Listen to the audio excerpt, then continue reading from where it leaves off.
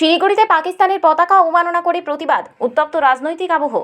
জম্মু ও কাশ্মীরের পেহেলগাঁওয়ে জঙ্গি হামলায় 28 জন নিরীহ মানুষের প্রাণহানির ঘটনার প্রতিবাদে বৃহস্পতিবার শিলিগুড়ির হাসমি চকে উত্তপ্ত চিত্র দেখা যায়।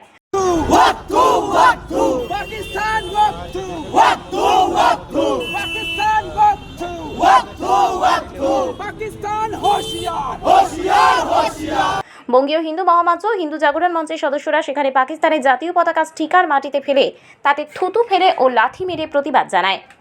সংগঠনের পক্ষ থেকে শহরের প্রাণকেন্দ্র হাসমি চকের বিভিন্ন জায়গায় পাকিস্তানের পতাকার আদলে তৈরি স্টিকার লাগানো হয়, যার উপর লেখা ছিল পাকিস্তানের ওপর থুতু ফেলুন।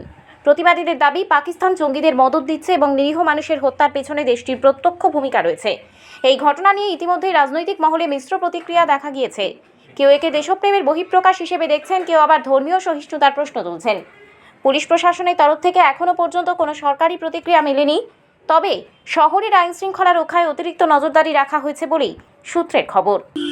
দেখুন, আপনারা প্রত্যেকেই জানেন যেভাবে বিগত দিনে কাশ্মীর ভ্যালিতে পাকিস্তানি লস্করে তাইবা সন্ত্রাসী দ্বারা আক্রমণ হয়, এর বিরুদ্ধে গতদিনও আমরা রাস্তায় নেমেছিলাম এবং লাগাতার সারা ভারতবর্ষবাসী হিসাবে, ভারতীয় একজন নাগরিক হিসাবে এই বিষয়ের যে তীব্র ধিক্কার জানানো উচিত সেই ধিক্কার আমরা জানাচ্ছি এবং আমাদের কেন্দ্রীয় সরকার প্রস্তুত রয়েছে এর জবাব দিতে, সেনাবাহিনী প্রস্তুত রয়েছে এর জবাব দিতে এবং সামগ্রিকভাবে ভারতীয় জনসাধারণ এই ঘটনাকে তীব্র নিন্দা করছে।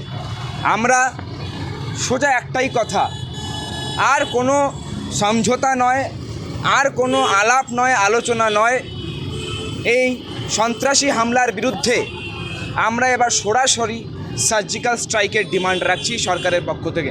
কিন্তু আমরা ভারতীয় নাগরিক হিসাবে এই যে আমাদের ভূস্বর্গ কাশ্মীর, যেটাকে নতুনভাবে সেজেছিল এই কাশ্মীর, তাকে আবার অশান্তিকর পরিবেশের মধ্যে ফেলানোর নোংরা প্রচেষ্টা হয়েছে, এর বিরুদ্ধে আমরা আমাদের লাগাতার লড়াই চালিয়ে যাব।